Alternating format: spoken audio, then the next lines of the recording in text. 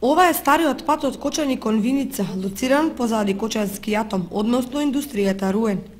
Купишта шут, земја и отпаден материјал се растурени од двете страни на патот. Дотолку повеќе што во непосредна близина на патот се наоѓаат и бавчите на кочанчани. Исторениот шут сега им го попречува влегувањето во бавчите, со што и проблемите станаа поголеми. Имаме тука еден голем проблем со овој човекот. Почна со текот на времето да фрла шут.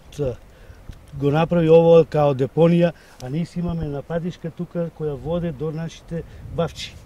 Со 50 години, 60 ги одржаваме тие бавчи од мало и го продолжуваме. Тоа е бара било на времето.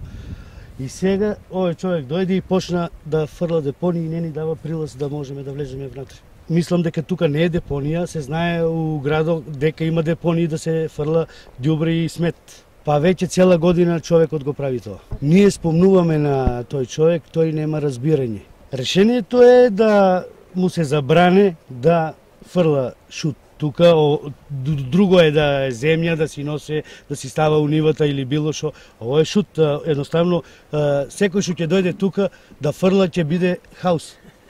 Усред поле, ниви, некој изваде патлиџани, пипер, дојделе тука да преживее. Ние тука пати имаме, спаѓаме надолека и он докарав тука трактор, тоа е моје место овде. Твоја е некој твоја, ако ти е дадено тебе, нивото е твоја, не е патот твој. Кој? Ја ќе заградам и пат, ако треба ќе го заградам. Како бе пат ќе заградам?